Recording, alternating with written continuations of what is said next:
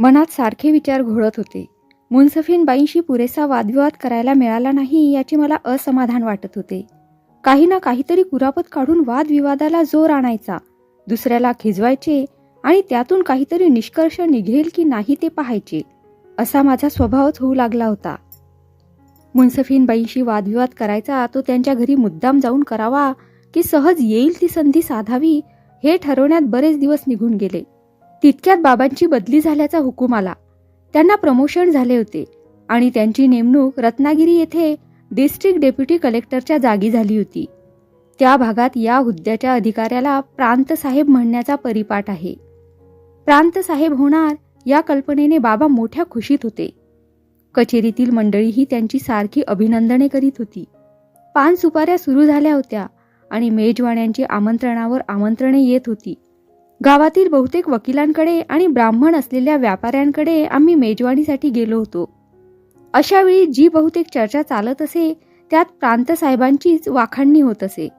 दुसरा कोणताच विषय निघत नसल्यामुळे मला माझी जिबली चालवण्याची संधीच मिळेना. चितळे व्यापाऱ्यांच्या आम्ही घरी गेलो त्यावेळी काहीतरी वादविवाद काढता येईल असे मला वाटले होते, पण सर्व मंडळी इथून तिथून प्रांतसाहेबी घोळवू लागल्यामुळे कुचाळी काढण्याला मला वावच मिळाला नाही. मी जाणार असे पाहून शाळेतील सर्व मुलींना, विशेषतः माझ्या मैत्रिणींना फार वाईट वाटत होते. ज्या मुलींची ओळख नव्हती किंवा ज्यांच्याशी प्रत्यक्ष येण्या जाण्याचा संबंध नव्हता त्या मुली देखील आमच्या बदलीने दुःखी झाल्या. शाळेत मला एक प्रकारचे महत्त्व आले होते. पदोपदी मास्तरांचा पाणउतारा करण्यात मी पुढाकार घेत असे. माझ्या चिथावणीने किंवा पाठिंब्याने काही मुली या कामी माझे अनुकरण करीत असत. त्या कामी त्यांना माझ्या इतके यश येत नसे.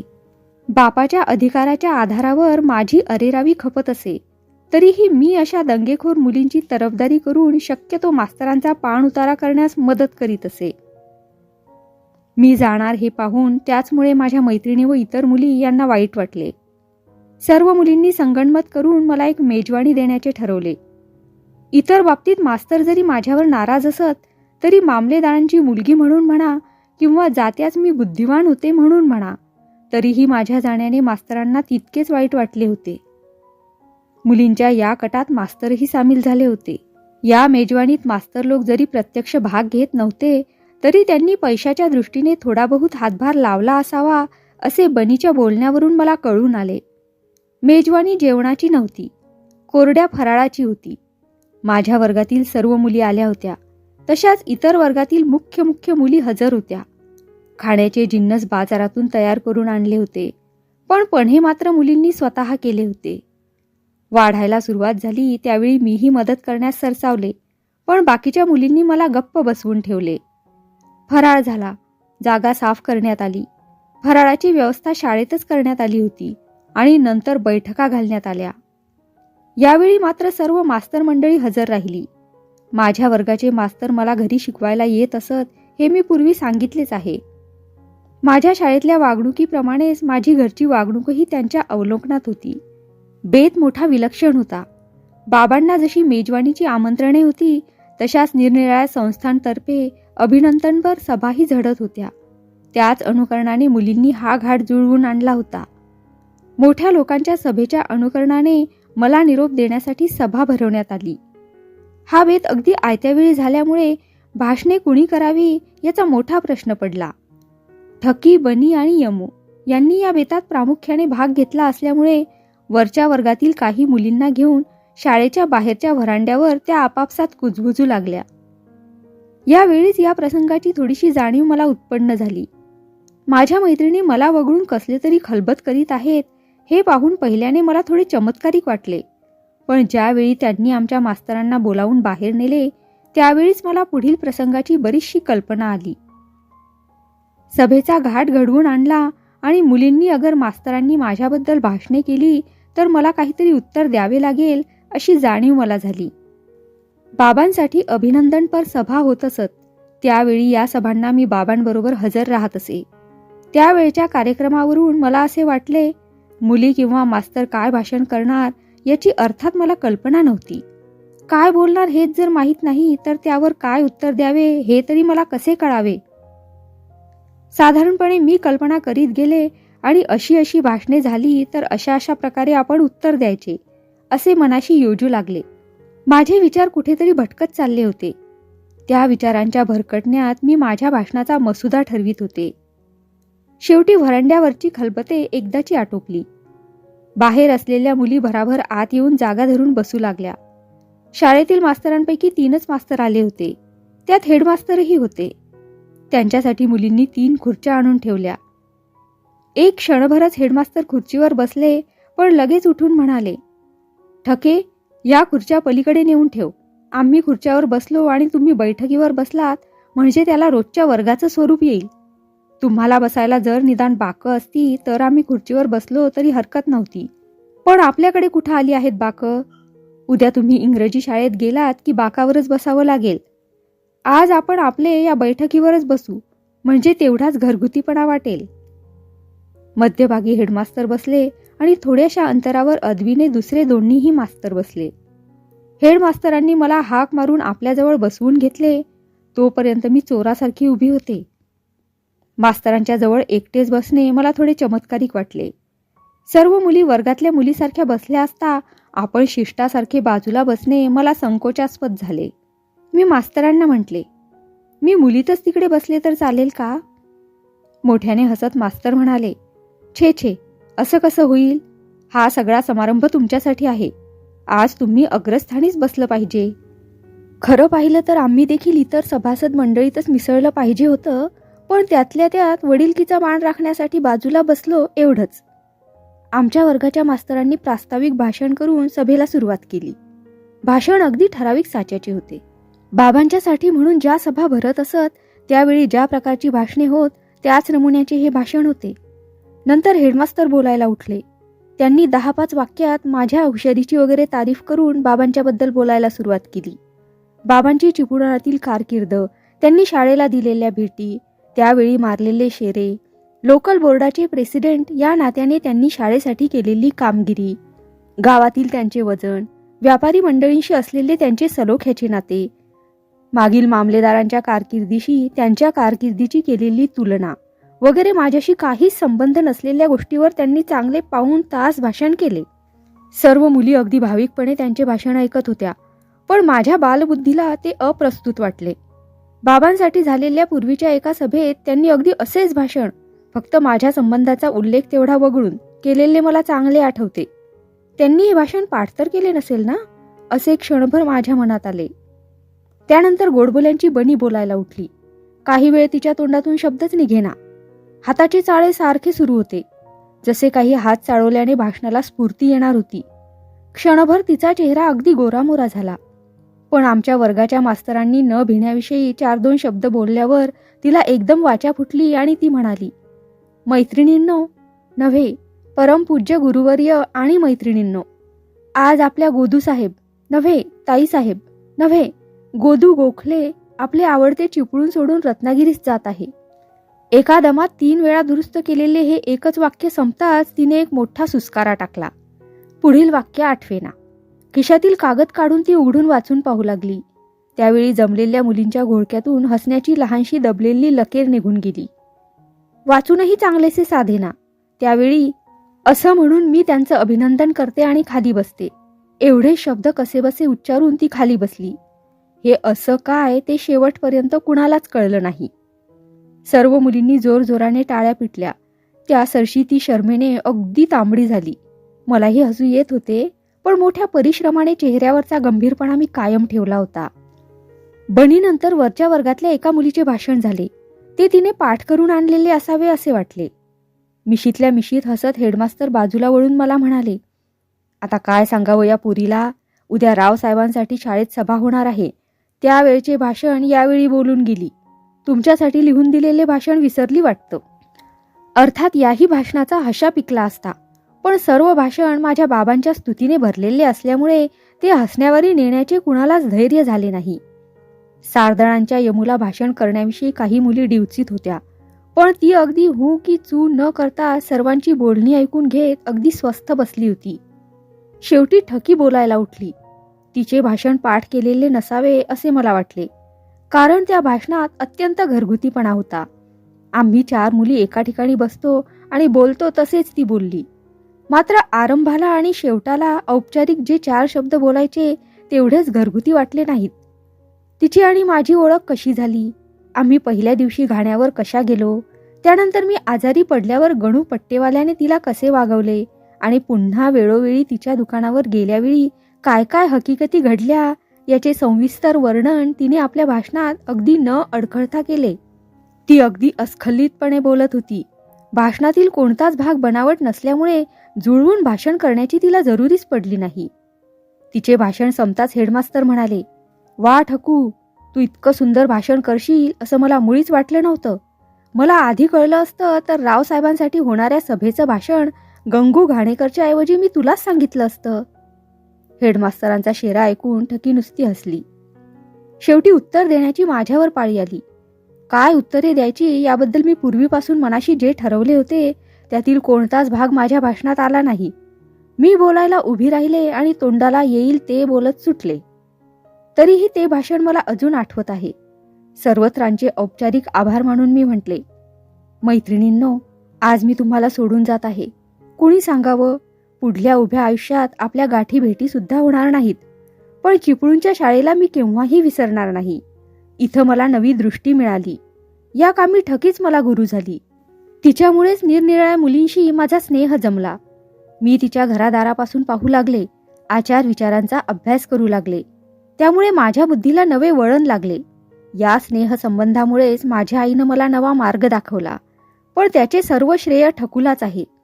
पुढच्या आयुष्यात आपण कधी काळी भेटलो तर आपल्या आयुष्याचा मेळ घालून पाहू आणि तसे करण्याची संधी आम्हाला मिळो एवढेच मी ईश्वरापाशी मागते."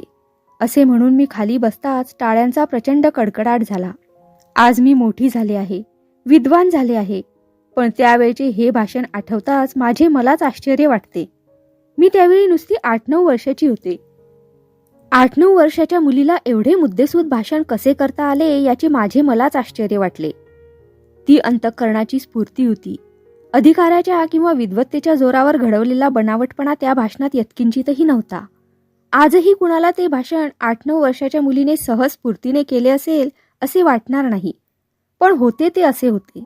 यात बढाई नाही किंवा बनावटपणाही नाही. माझे भाषण ऐकून हेडमास्तर म्हणाले, "गोदूताई, पुढल्या आयुष्यात तुम्ही मोठ्या व्याख्यात्या होणार यात शंका नाही. थोडंसंच खरं, पण भाषण मोठं गोड झालं. माझी खात्री पटली. मोठ्या माणसाचे पाय लहानपणी पाळण्यात दिसतात असं म्हणतात, ते काही खोटं नव्हे. जगलो वाचलो तर तुमचं नाव वर्तमानपत्रातून गाजलेलं प्रत्यक्ष पाहीन अशी मला खात्री आहे." मास्तरांचे हे शब्द ऐकताच माझ्या डोळ्यांना टचकन पाणी आले. नव्हे, मला अनावर हुंदका आला. मी ओक्साबोक्शी रडू लागले. ठकी, बनी आणि यमी याही तोंड फिरवून रडू लागल्या. मास्तरांनी सुद्धा उपरण्याने आपले डोळे पुसले. हेडमास्तर माझ्या पाठीवरून हात फिरवीत म्हणाले, "उगी उगी रडू नको. देवाची दया होईल आणि तुम्ही साऱ्या मुली पुन्हा भेटाल. ही 4 दिवसांची चूक भूल आहे. या आयुष्याच्या वादळात फुटक्या गलबताच्या तुकड्यासारखे 4 तुकडे 4 बाजूला गेले तरी केव्हा तरी ते पुन्हा एकत्र येणारच." असे म्हणून ते उपरण्याने डोळे पुशीत बाहेर निघून गेले. आमच्या वर्गाचे मास्तर आणि दुसरे मास्तरही आधीच निघून गेले होते. ठकी, बनी, यमी यांच्या चेहऱ्याकडे पाहण्याचे मला धैर्य होईना. नजरेला नजर भिडताच एकदम हुंदका येत असे. रडणे अनावर होत असे. तशा स्थितीत एकमेकींच्या हातात हात घालून डोळे पुशीत पुशीत काहीच न बोलता आम्ही शाळेबाहेर पडलो. पायरीजवळ मास्तर होते. त्यांनी लिव्हिंग सर्टिफिकेट माझ्या हाती दिले. कंपाऊंडच्या बाहेर जाताना पुन्हा एकदा शाळेच्या इमारतीकडे डोळे भरून पाहिले. माझा पाय उचलेना. कितीतरी वेळ वेड्यासारखी मी त्या इमारतीकडे पाहत राहिले होते. शेवटी ठकीने दोन्ही हातांनी धरून मला फिरवले आणि आम्ही चौघीही मार्ग चालू लागलो.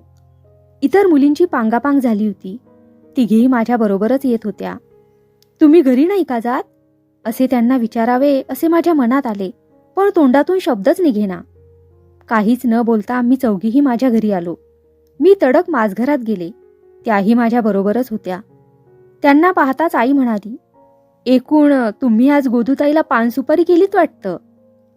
ठकी हसण्याचा प्रयत्न करीत होती, पण तिला एकदम रडे कोसळले. आई एकदम पुढे झाली आणि तिला कवटाळून म्हणाली, "उगी उगी पुरी, रडू नकोस. अगं, हे असंच चालायचं. अशा किती मुली येतील आणि किती जातील. किती जणींसाठी अशी रडणार आहेस? हुंदके देत देत ठकी म्हणाली, असं व्हायचंच नाही मुळी. गोदूताईंची गोष्टच वेगळी. प्राण गेला तरी तिला मी विसरणार नाही. बोलता बोलता तिला पुन्हा हुंदक्यावर हुंदके येऊ लागले. गोडगोड शब्द बोलून आईने मोठ्या प्रेमळपणाने त्या तिघांचेही समाधान केले आणि गणू पट्टेवाल्याला बोलावून आणून त्याचबरोबर त्यांची रवानगी करून दिली. त्या निघून जाताच पुन्हा मला रडण्याचा अनावर हुंदका आला. आई म्हणाली, गोदे, किती जणांसाठी अशी रडणार आहेस? आयुष्यात पुढे हे रोजच चालायचं आहे. आज नुसती ही काही दिवसांची ओळख देख, पण उद्या जिव्हाळ्याच्या माणसांना कायम अंतरावं लागणार आहे. एक जायचा, दुसरा यायचा, असं रोज चालायचं. माणसाच्या आयुष्यातल्या याच बदल्या आहेत. सरकारी नोकरांसारख्या प्रत्येक माणसाच्या आयुष्यात अशाच बदल्या व्हायच्या. त्याच्यासाठी वरिष्ठांचे हुकूम लागत नाहीत. नवी जागा मिळाली की नवा उद्योग सुरू होतो. नव्या जागी गेलं की नवे स्नेहसंबंध सुरू होतात. जुन्यांची आठवण सुद्धा राहत नाही. किती माणसांच्या अशा गाठीभेटी होणार आहेत आणि किती माणसांना विसरून जावं लागणार आहे त्याची गणती सुद्धा करता यायची नाही. हा पहिलाच प्रसंग आहे. पहिलेच लागेबांधे आहेत म्हणून तुला एवढं वाईट वाटलं, पण उद्या हे अगदी अंगवळणी पडून जाईल. कुठंही जागा सोडताना किंवा कुठले संबंध तोडताना पुढं काहीच वाटेनासं होईल. आईचे भाषण ऐकत असता हळूहळू माझे उसासे आपोआप थांबले. आई घरात गेली आणि मीही माझ्या खोलीत विचार करीत बसले. एवढ्याशा मुलीला विचारतो कसला, पण विचार चालला होता यात मात्र शंका नाही. प्रिय विरहाची पहिली जाणीव मला त्या दिवशी झाली. कुठली कोण एक तेल्याची, एक वाण्याची, एक कारकुनाची मुलगी, पण त्यांचा विरह मला अनावर झाला. त्या पुन्हा केव्हा कशा भेटतील या विचाराने प्राण कंठाशी येऊ लागला. मुळीच पुढे कधी भेटल्या नाहीत तर? ही कल्पना मला दुस्सह झाली. अगदी भेटल्याच पाहिजेत. भेटल्याशिवाय माझा जीव राहणार नाही. त्या कुठं असतील तिथून त्यांना शोधून काढून भेटेनच. कधी कधी त्यांना विसरणार नाही, असे मी आपल्या मनाशी ठरवू लागले. पुन्हा आईच्या शब्दांची आठवण झाली. नव्या ओळखी जोडायच्या आहेत. रत्नागिरीला गेल्यावर नव्या ओळखी नाही का व्हायच्या? त्या ओळखी कशा प्रकारच्या होतील? ठकी, यमी, बनीपेक्षाही जास्त जिव्हाळ्याच्या ओळखी होतील का? तशा ओळखी झाल्यामुळे त्या तिघींची आठवण बुजेल का? मला ती कल्पना सहन होईना, पण पुन्हा मनात आले, अशा ओळखी वाढणार तरी किती? किती जणींबद्दल असा जिव्हाळा वाटणार? का या एवढ्याच लोभाच्या ओळखी राहणार? जर ओळखी वाढल्या तर त्या सर्वांची आठवण ठेवण्यासाठी प्रयास पडणार की काय? हा सगळा पसारा आवरणे अशक्य तर होणार नाही ना? हजारो विचार मनात येऊ लागले. त्यामुळे मी अगदी कासावीस झाले. तशा स्थितीत पडल्या पडल्याच माझा डोळा लागला. जागी होऊन पाहते तो बाहेर बराच गलबला सुरू होता. दादाचे स्नेही सोबती त्याला भेटायला आले होते. सर्वजण मारे हसत खिदळत होते. पुन्हा माझ्या मनात प्रश्न उभा राहिला. मुलींच्या आणि मुलांच्या मनोवृत्तीत हा जन्मजात फरक आहे का? दुरावण्याच्या कल्पनेने आम्ही मुली रडत होतो आणि हे मुलगे तर हसतात, खिदळतात. का वियोगाची कल्पना यांना दुस्सह होत नाही की काय? की पुन्हा भेटायची त्यांना आपली खात्रीच आहे मुळी? पुन्हा भेटलो न भेटलो तरी सारखेच असे त्यांना वाटते का? मी आईपाशी गेले आणि तिला विचारू लागले, हे असं कसं आई? मी चिपळून सोडून जाणार म्हणून ठकी रडली, बनी रडली, यमीही रडली. मला माझे रडू अनावर होत होतं. पण मुलांचं हे असं कसं? दादा चिपळून सोडून जाणार म्हणून कुणीच मुलगा कसा रडत नाही? उलट चांगले हसत खिदळत आहेत. त्यांना दादाच्या जाण्याबद्दल काहीच वाटत नाही. दादाही कुठं रडलेला दिसत नाही. तोही तसाच का? की आम्हीच वेड्या म्हणून रडतो, की लहान म्हणून रडतो? आई अगदी उदासवाण्या रीतीने हसली आणि म्हणाली, काय देऊ याचं उत्तर?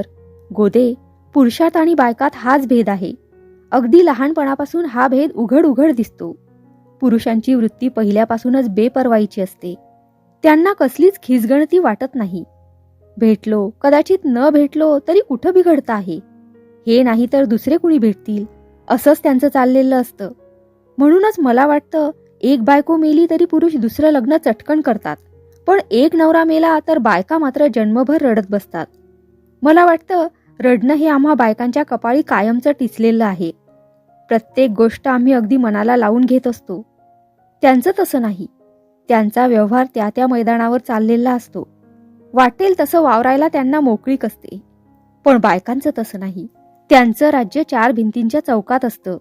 तेवढ्यातच त्यांनी असायचं, तेवढ्यातच त्यांनी वावरायचं, तेवढ्यातच त्यांनी सारा पसारा मांडायचा आणि शेवटी त्या 4 भिंतीच्या चौकाआड एक दिवस हा देह ठेवायचा. आजचा व्यवहार असा आहे. पुढं काय होईल कुणी सांगावं. कदाचित हे दिवस बदलतील. तू माझ्या वयाची होशील तेव्हा कदाचित ही बंधने राहणार नाहीत आणि राहिलीस तर जी स्थिती आमची तीच तुझी होईल. पण हे तुम्हा मुलींच्या हाती आहे. आमच्यासारख्या राहू नका. स्वतःच्या घरातच कोंडून घेऊ नका. जरा उघड्या जगाकडे पहा. उघड्या जागेत वावरा. आम्ही जन्माच्या दुःखी राहिलो तशा राहू नका. तू लहान आहेस, पण आमच्या लहानपणी तुझ्या वयाच्या मुलींची सुद्धा लग्न होत होती. मी लग्नापर्यंत 12 वर्षाची राहिले म्हणून आमचे शेजारी पाजारी माझ्या आईबाबांना किती टाकून बोलत असत. आज 12 वर्ष झाल्याशिवाय मुलींची लग्न होत नाहीशी झाली. हेही दिवस जातील. तू 12 वर्षाची होशील त्यावेळी कदाचित तुझ्या लग्नाची गोष्टही निघणार नाही. त्यावेळी बोलता बोलता आई मध्येच थांबली आणि आपल्याशीच बोलल्यासारखे करून म्हणाली, काय वेडी मी. एवढ्याशा पोरीसमोर कसलं हे चराड वळते आहे. चल गोदे, कपडे बदल. आज मुन्सफांच्या घरी जेवायला जायचं आहे. असे म्हणून आई झटकन निघून गेली. माझ्या मनातले विचार तिथल्या तिथेच थिजले. मुन्सफांच्या घरी जायचा. अगदी शेवटच्या दिवशी का होईना, पण योग येणार याचाच मला आनंद झाला. संधी आली आणि ती मी साधूनही घेतली.